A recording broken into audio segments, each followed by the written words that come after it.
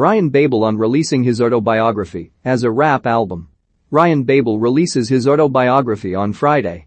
Nothing extraordinary in that, you might think. He is 34 and in the final stages of an eventful career, after all. But this autobiography is an 8-track rap album written and performed by the former Liverpool forward. The whole point was to try to do something different, something creative and something that hasn't been done before, says Babel. As with the best autobiographies, it does not hold back.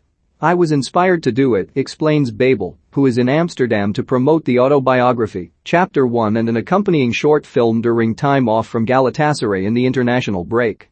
When I was back at Ajax a little under 2 years ago, a journalist approached me and asked if I was willing to start the process of writing an autobiography. My feeling was it was a little too early. I wasn't ready.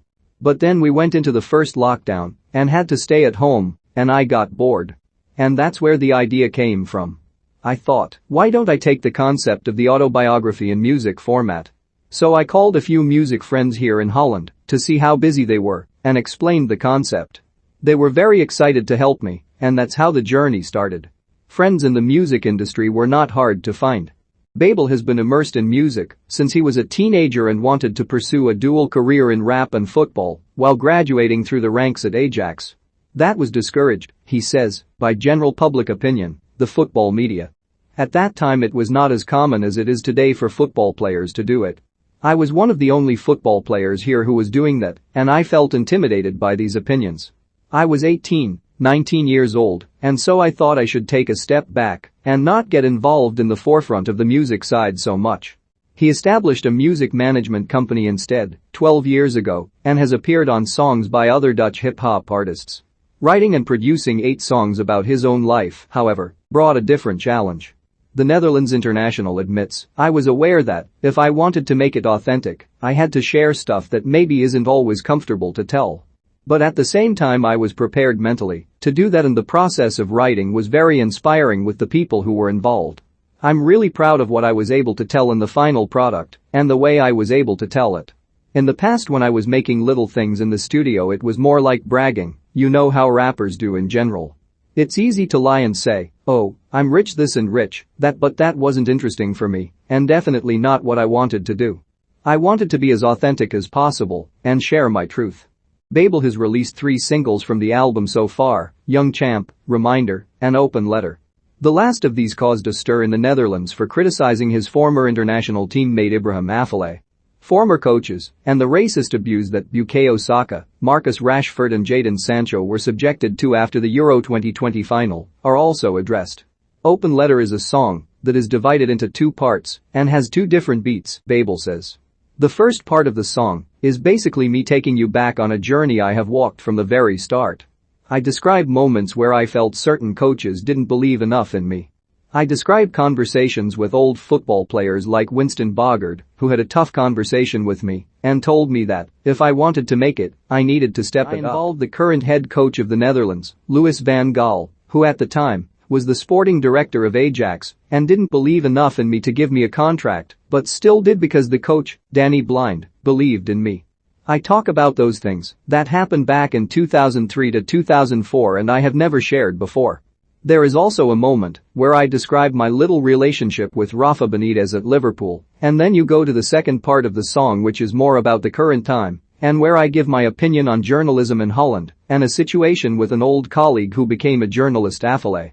People in Holland took it as a diss song, but it was more an expression of my disappointment in this individual because we had been teammates for so long, and now he turned into a pundit who, in my opinion, tried to score points to make his position look good in the pundit world. I also rap about a piece of racism by describing what happened to those English players after the Euros final and use a nice metaphor to translate it back to Holland. I say I was not surprised at what happened because we are dealing with the same issues here in Holland. For me it was nothing new. Babel's description of a little relationship with Benitez is revealing. The forward was one of the most coveted young talents in Europe when Liverpool bought him for £11.5 million in 2007. He was 20 and went on to make more appearances for Liverpool than he has for any other club in a career that also includes Hoffenheim, Casampasa, Al Ain, Deportivo La Coruña, Besiktas, and Fulham. But the Anfield chapter is one with regrets. It was, in my opinion, a weird relationship with Benitez because when he signed me, I looked at him as the big uncle who wanted to give me a chance and help me succeed. But then as we went on he left me totally on my own and only judged me for the things I didn't do right instead of telling me how to solve or improve the things I had to improve. I was very young and I just needed guidance. I don't want to blame the coach for me not having the ultimate career at Liverpool, but I felt it could have been closer in terms of guidance and support. You can compare it to when you're trying to teach someone something and it doesn't stick, but then someone else says the same thing in a different way and all of a sudden it clicks. The way the coach at that moment tried to make things click, it didn't click. I felt he didn't put in enough effort to guide a young player, not like you would see today with a Jurgen Klopp or many other coaches who take the time to get the best out of a talent. At that time I was one of the talents in Europe that people had expectations of and unfortunately in a lot of people's eyes I didn't fulfill that potential. Now looking back, maybe if I had the right support I could have been much better. That was for me a disappointing spell. If you talk about my relationship with the coach, I felt he could have helped me more. Even players like Steven Gerrard and Fernando Torres who were always playing at that time were also confirming that type of relationship with Benitez. He looks at Liverpool with a different perspective now. I am so jealous.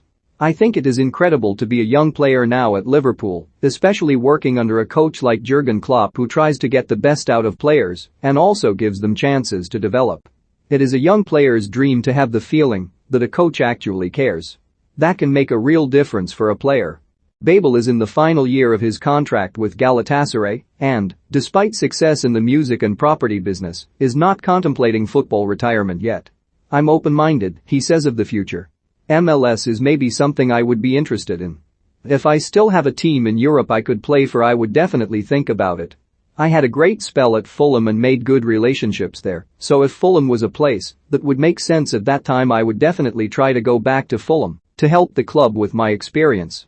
There have been a lot of ups and downs, but in general I am proud of my journey.